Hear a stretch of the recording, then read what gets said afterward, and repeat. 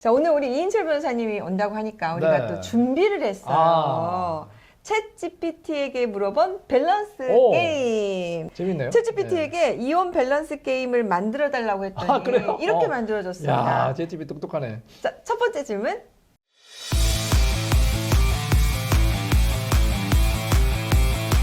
자, 재산 분할 50%를 나누지만 양육비를 추가로 지불해야 되는 거하고 70%를 가져가지만 양육권을 포기하는 거하고. 근데 이거는 일단 재산보다 자녀를 키울 건지 안 키울 건지가 저는 제일 중요하다고 보거든요. 그죠? 재산보다는 다음 문제. 그래서 이거는 신중하게 결정하셔야 돼. 근데 가끔 어떤 분이 이런 분이 있어요. 이제 아내분이 오셨는데 내가 애를 키우고 싶은데 상대방이 애 키우는지 얼마나 힘드는 거 좀 알리고 싶다. 맞아. 그래서 애를 좀 보낼 그 수 얘기 있느냐? 제일 많아. 안 돼요, 여러분. 애를 보내는 순간 애를 어떻게 보면 뺏긴다고 볼 수 있어요. 그리고 상대방이 뭐라고 하냐? 너 애한테 심지어 이렇게 생각시켜. 너 엄마 너 버리고 왔어. 이렇게 얘기하거든. 그러니까 절대로 애를 볼모로 하거나 애를 수단으로 삼으면 절대 안 돼요. 그래 애는 키우기를 마음 먹는 순간 그때부터 데리고 있어야지. 아 상대방은 어떻게 보면 골려줄까? 그래서 애를 좀 먹일까? 절대 안 되십니다. 애는 꼭 키우시고요. 애를 키우려면 반드시 이제 양육비가 필요하니까 양육비는 이제 양육비 기준표가 있잖아요. 양육에서 너무 잘 하시면 그대로 받는 거고. 일단 양육권은 일단 1순위다. 그래서 그거는 절대 포기하지 말고 먼저 이제 결정하시라 이렇게 말씀드리고 싶습니다. 네. 저도 이 부분에 대해서는 변호사님하고 생각이 비슷해요. 근데 사실은 우리 챗GPT가 조금 모르는 게 있어. 챗GPT가 챗GPT 아직 인간보다 얘가 아직 변호사 되면 안 돼. 그러니까. 양육권을 가져가는 사람이 재산 분할에 있어서 부양을 하니까 조금 배려를 받을 수 있는 면이 있어요. 맞아요. 그렇잖아요. 그래서 어떻게 보면은 양육권도 가져가고 재산 분할도 많이 가져갈 수 있는 가능성도 있잖아요. 그렇죠. 그죠? 네. 이거 우리 챗GPT한테 알려주지 맙시다. 맞아요. 우리만 합시다 이거는. 챗GPT 변호사 됐자면 안 돼. 네, 요거 둘 다 안 하고 더 좋은 선택을 맞아요, 할 수도 있습니다.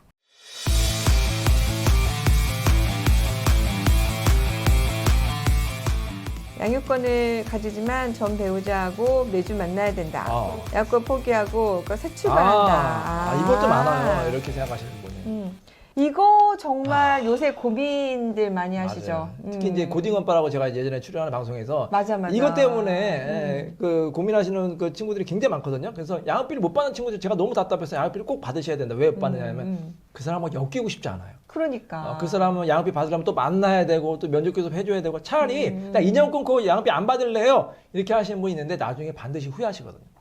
그리고 애를 위해서는 내가 비록 이 사람하고 안 맞지만 애한테는 애 엄마도 필요하고 아빠도 필요하거든요. 아빠의 존재를 알려주지. 아빠가 뭐 어디 있다고 할 겁니까? 아빠가 뭐 그러면 애 없다고 할 거예요? 어차피 아이, 아빠, 엄마 존재를 알릴 수밖에 없고 만나게 하는 게 물론 아이를 학대하고 이런 건 예외지만 만나게 하는 게 아이 복리를 위해서 저는 좋다고 봐요.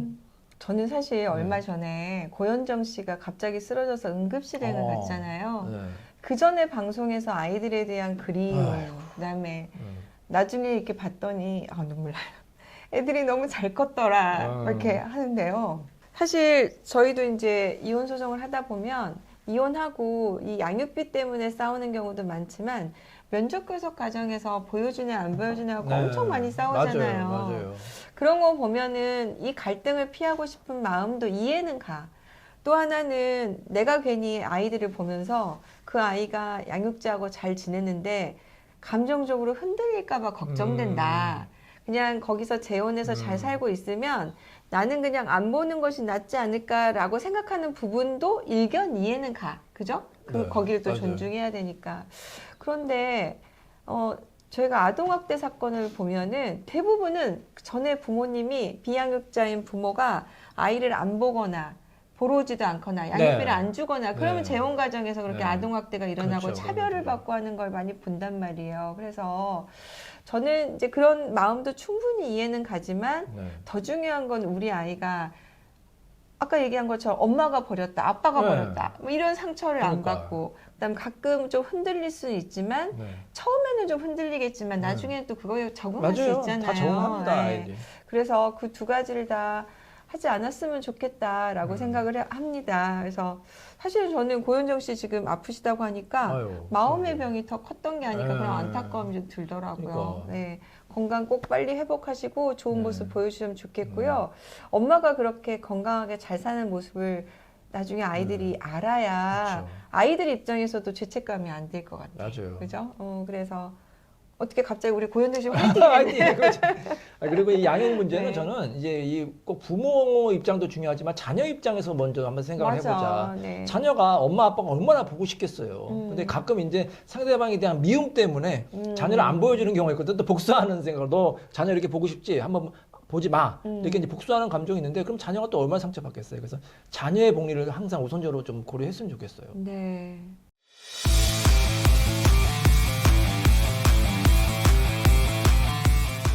소송으로 1년 이상 힘들게 끌고 가지만 원하는 결과를 얻는 거. 예. 빠르게 협의원에서 약간 손해 감수하는 게 나아요. 이게 사실 그 의뢰인들도 많이 물어보고 우리가 변호사가 사실 이거를 결정을 해줘야 되거든. 맞아. 의뢰인 사건은 이제 맞는데 이제 판결까지 가면은 이제 뭐 이게 뭐 예를 들어서 대법원까지 간다고 한 3년 정도 걸리잖아. 근데 우리가 조금 더 받을 것 같아 재산분할. 근데 지금 상대방한테 지금 그러니까 제안이 왔어요. 그거보다는 약간 낮은 금액이지만 합의해주겠다. 이때 이제 고민을 하거든. 그럼 저는 대부분 그렇게 큰 차이가 아니면은 그 합의를 하는 게 낫다고 그 말씀을 드려요. 아, 그래요? 왜냐하면 그 2년 여러분 그 돈 뭐 예를 들어서 뭐 1억이라고 칠게요. 내가 이제 1억을 더 받을 수 있다. 근데 그게 3년이 걸린다. 근데 그럼 총 재산이 예를 들어서 10억을 받을 거냐 9억을 받을 거냐 그 차이인데 물론 1억 원이 큰 돈이지만 여러분 시간은 저는 1년이라는 시간은 1억 원이 아니라 10억보다 훨씬 더 가치 있다고 보거든요. 3년 동안 내가 빨리 이혼해가지고 내 귀중한 또 시간을 또 이제 다른 데 이제 쓰고 내 행복한 생활을 해야 되는데 1년에 10억은 좀 크다. 그러니까 1년에 1억을 할까요? 1년에 1억 정도. 그러니까 1년에 1억 정도보다 훨씬 저는 뭐 개인적으로는 시간은 정말로 가장 소중한 가치다. 저는 조금 약간 손해보더라도 원만하게 합의하는 게 좋다 이렇게 생각이 됩니다. 변호사님 어떠세요? 저는 사실 최근에 좀 생각이 바뀐 면이 있어요. 그래요? 그러니까 이게 약간 나는 손해를 감수한다는 마음으로 내가 양보를 하는데 결혼 생활에서 평소 양보를 했던 사람이 보면 꼭 있어. 네. 근데 그 사람이 또 양보하잖아. 네. 그러면 그 상대는 여전히 지가 잘한 줄 알아. 네, 잘난다. 그래서 저는 어떤 면에서는 그 사람이 원하는 권리를 가져가기 위해서는 정말로 네가 그럴 만한 것이 있는지를 좀 생각해보고 내가 그동안 계속 이렇게 양보했는데 그걸 고마움도 좀 알고 뭐 이런 과정이 있어야 되는 게 아니냐 생각이 들어서 사실 대부분은 그래요. 약간의 손해를 감수하는 것은 그럴 수 있지만 그래도 권리를 지가 고마운 줄도 모르고 가져가는 그렇죠. 거에 그러면 안 되죠. 대해서는 큰 차이가 나는 나면 좀 안 시간이 걸리더라도 알게 해줘야 된다. 이런 맞습니다. 생각이 좀 들었고 또 한 번은 이런 게 좀 있었어요. 그러니까 너무 빨리 협의혼을 했더니 네. 두 사람이 감정이 정리가 안 됐어. 갈 때까지 가야 되는 건가요? 그럼?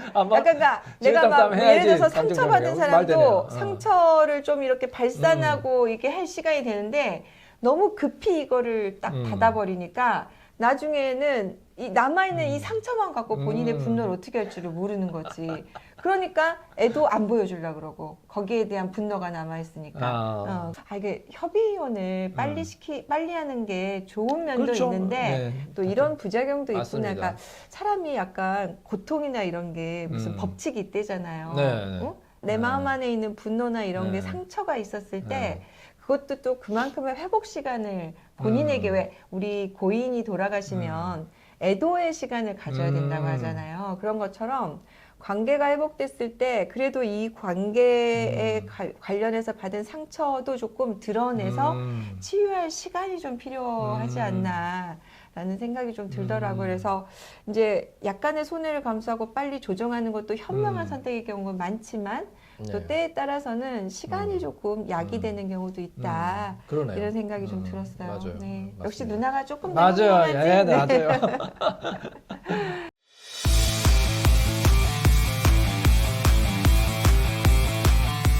자, 네 번째 가볼게요. 요거 재밌더라고요. 어때요, 교수님? 이혼. 부녀와 상처를 했기 때문에 이혼할 기회가 없지. 모른 체하고 평생. 이거는 평생 속고 살기는 좀 그렇고요. 저는 이제 그러니까 이게 지나가는 건지 아니면 습관적인지를 봐야 될 것 같고 습관적이면 당연히 그 이혼까지 결심한 다음에 가야겠죠. 계속 모른 채로 하면은 계속해서 평생 동안 계속해서 평생 속고 살 수 있기 때문에 이거는 한 번 정도 진짜 지나가는 거면 그냥 눈 감아주지만 두 번, 세 번째부터는 이거는 짚고 넘어가서 이혼까지 결심하는 게 맞다 이런 생각이 들어요. 변호사님 어떠세요? 나는 B. 비예요? 응. 그래요? 나는 그냥 모른 채 내가 오. 평생 속을 수 있다면 그냥 속는 게 낫지 않을까, 의외네. 마음 편하지 않을까. 그래서 저는 남편 핸드폰이라는 걸 절대 안 봐요. 물론 우리 남편이 외도를 안 한다고 생각을 그렇죠. 하지. 네, 근데 그렇겠죠. 그냥 그렇게 믿고 평생 속아서 사는 것도 근데 만약에 안 봤는데 그 우연히 뭐 예를 들어서 띡 왔단 말이야, 카톡이라든지. 근데 약간은 좀 이게 뭐지? 그럼 만약에 카톡이 왔다 그러면 어떻게 하실 거예요? 그럼 이혼해야지. 그러니까 알면은 그러니까 모르게 해라. 모른 채 그냥 사는 거예요. 모르게. 예. 그냥 평생 이렇게 모른 채로 그냥 평온하게. 편안하게. 그러니까 물론 이제 그 속는데 예. 나중에 알고 봤더니 나한테는 안 주는 돈을 그 년한테는 그건 많이 안 줬다. 돼. 그건 안 이러면 이제 되죠. 이러면 안 되지. 이제는 잡아야지. 머리 제일 전에. 잡거든 잡아야지. 그래서 그냥 저는 모른 채로 사는 게 낫겠다. 생각이 또 들어요. 이런 이 사건이 생각나는데 아주 옛날의 사건인데 고등학생이 상담을 받으러 온 거야. 고등학생이 상담을 받으러 왔는데 막 이제 진지하게 부모님 이혼 상담을 하겠다면서 애가 왜? 알았구나. 애가 알았어. 근데 이거를 엄마한테 얘기를 해야 돼요, 말아야 돼요. 그게 진짜 애매하더라고. 얘기해야 되라고 해야 되나 말을 어떻게 하는 게 좋을까요? 그때 애한테 뭐라고 상담하는 게 좋을까요? 저도 그런 케이스 있는데 어떤 아이가 그랬어. 그랬는데 엄마한테 일부러 얘기를 안 했다고 나중에 얘기를 하더라고. 그런 케이스를 저는 들어봤어. 그러니까. 근데 엄마가 그냥 아까 얘기한 것처럼 저처럼 이렇게 모른 채 살고 싶은 엄마라면 얘기를 안 하는 게 하겠어. 낫다. 오히려 상처가 될 수 있으니까. 사람이 맞아요. 살다 보면 또 이렇게 그러니까. 할 수도 있는 거니까. 그때 뭐라고 그래서 하셨어요? 그래서 저도 좀 신중하게 생각해 봐라. 그래서 이제 나중에 정말로 상담 받고 싶으면 어머니만 따로 이제 오시는 게 낫겠다 이렇게 말씀을 드렸죠. 가끔 우리 하다 보면 엄마보다 자녀가 더 배신감 느껴갖고 증거 수집에 완전히 맞아. 돼서 친구가 자녀가 막 뒷조사하고 그런 경우도 있어요. 그래서 엄마는 기기를 잘 못 다루니까 애들은 기기를 잘 다루니까 뭐 그 모든 디지털 기술을 활용해서 증거하는데 막 혈안이 되고 심지어는 애들이 막 상관녀 집에 찾아가고 막 직장 맞아. 찾아가서 너 왜 그랬어? 막 상관녀랑 싸우는 경우도 있었어요. 애들이 왜 부모님의 그런 거를 본인에 대한 배신 행위로 느끼는 그럴 경우가 수 있죠. 있더라고요. 맞아요. 그래서 아마 아이가 그런 마음 상태라면 이거는 알려주는 게 맞을 것 같고. 근데 만약에 자녀가 그러면 상관녀한테 손해배상 위자료 청구하면은 인정될 수 있을까요? 내가 당신 때문에 너무 나 충격받아서 그래서 공부를 못했다. 아마 상처가 크다. 이렇게 소송하면 그리고 무엇이든 물어보셔도 맨날 물어봤던 거 아니야. 어떻게 되나요? 궁금하더라고. 안 된다고 답변했던 안 거 된거 아니야? 되게 해야 되는 거 아닌가? 법을 바꿔야 될 것 같은데? 위자료 법을 좀 높여서. 그러면 이제 이 그러니까. 아이의 보호 법익이 뭔지. 부정행위는 배우자에 대한테만 정조가 대신 있는 가정이 거잖아. 파탄됐다고 봐서 파탄됐다고. 아니면 내가 공부를 못해서 서울대 갈 수 있었는데 못 갔다 이렇게 나올 수도 있지 않을까요? 그것 때문에. 그럼 서울대에 갔어야 되는 거 입증해야 되는 거 나 아니야? 맨날 전교 1등하고 충분히 가는 성적이다 이렇게 입증하면. 그거 우리 케이스 생기면 한번 해볼까요? 해볼까요? 네. 그럴 수 있겠다. 그러니까요. 네. 네. 왜 이거 네. 미국법 공부하다 보니까 미국법은 굉장히 이제 우리나라는 아직까지도 이제 사실 독일법 일본에서 우리나라 왔기 때문에 그렇죠. 굉장히 우리는 독일법 법조항이 쪽이죠. 중요한데 미국 영미법은 이 법조항보다는 이 실제 케이스 실리를 굉장히 따지는 거거든요. 그래서 굉장히 유언 같은 경우에도 우리나라는 이제 뭐 워낙 아시겠지만 하나라도 빠지면 무효잖아요. 미국은 유효해. 그 유언하는 사람의 의사가 입증이 되면은 그게 다 유효로 가거든. 맞아. 굉장히 실리적. 그래서 이런 경우도 마찬가지. 위자료 같은 경우에도 그 사람이 실질적으로 어떤 정신적 충격받으면 굉장히 넓게 인정하거든. 그러니까 이런 거는 우리가 좀 도입할 필요가 있다 이런 생각이 드네요. 실질적이면. 재밌는 논점이네요. 그죠? 네. 네. 우리 한번 같이 고민해보면 좋을 것 같아요. 네. 자, 이제 마지막.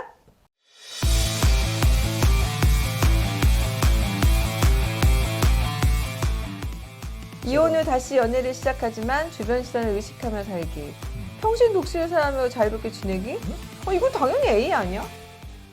그러니까 그죠? 이혼하면서 당연히 이거는, 뭐 네. 요즘에 이혼하면서 얼마나 재밌게 알고 잠깐 잘 살다 보는데 왜 평생 독신으로 사는? 그러니까 이런 경우는 있어요. 이제 제가 이제 이혼 다 끝나가지고 잘 끝나신 분들이 이제 뭐 이제 행복하게 사세요. 이제 좋은 사람도 만나셔야지 그러면 10층 팔고 절대 안 만나요. 이제. 맞아. 너무 그때는, 힘들어가지고 절대 안 만난다고 질렸다고. 하는데 몇 년 있다가 다시 재혼했다고 또 이혼하고 싶다고 오신 분도 계시거든요.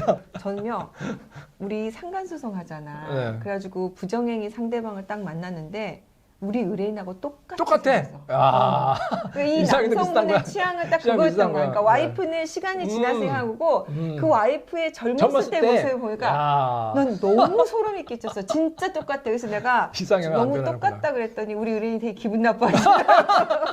근데 정말 그 남편의 취향은 아. 사실은 아내였던 거지. 아. 슬펐던 케이스가 생각이 나네요. 네. 또 이렇게 챗GPT하고 같이 우리가 대결을 해보니까 우리가 좀 재밌네요. 약간 이긴 것 같은 그럼요. 느낌이 아직 드는데 챗GPT 멀었어요. 변호사 네. 따라가면 멀었어요. 우리가 더 낫습니다. 그럼요. 변호사님 우리 네. 같이 수다 떠니까 어때요? 너무 재밌는데요? 자주 나와주세요. 아, 예, 또 초대해 주세요. 네. 앞으로 우리가 종종 이인철 변호사님 모시고요. 사실 저희가요, 그 방송에서 싸우는 게 그 찐으로 싸우는 거예요. 진짜 둘이 의견이 다를 때가 그럼. 되게 많거든요. 저는 네. 이게 필요하다고 봐요. 이게 민주주의 사회는 사실 의견이 다를 수밖에 없고 다른 사람의 의견이 그러니까 틀리다가 아니거든. 아, 맞아. 나와 다르구나. 하나 존중하고 부부 가족도 존중하고 우리 사회 공동체도 다 존중하는 사회가 되었으면 좋겠습니다. 네, 저희 그렇게 사이 나쁘지 않아요. 네, 저희 맞습니다. 되게 친해요. 감사합니다. 네, 감사합니다. 네. 변호사님 우리 진짜 칸나에 후원금 내서 아, 그럼요. 예, 뭐 이거 당연히 뭐 제가 드려드리는 거고. 하여튼 제가 뭐 도움 될 수 있는 제 능력과 최대한 도움을 주고 싶습니다. 우리 법률 지원단 만들어졌어요. 네, 그리고 그렇습니다. 칸나 희망 서포터즈 고문단도 좀 만들려 하거든요. 변호사님 네. 좀 많이 도와주세요. 네. 그것도 하고 싶고 저는 개인적으로 이렇게 이 많은 우리 젊은 친구들 도와주고 있잖아요. 그 친구들 직접 만나가지고 좀 얘기 좀 듣고 좀 도움을 좀 주고 싶어요. 한번 초대해 주세요. 그래요. 앞으로 화이팅! 예, 화이팅!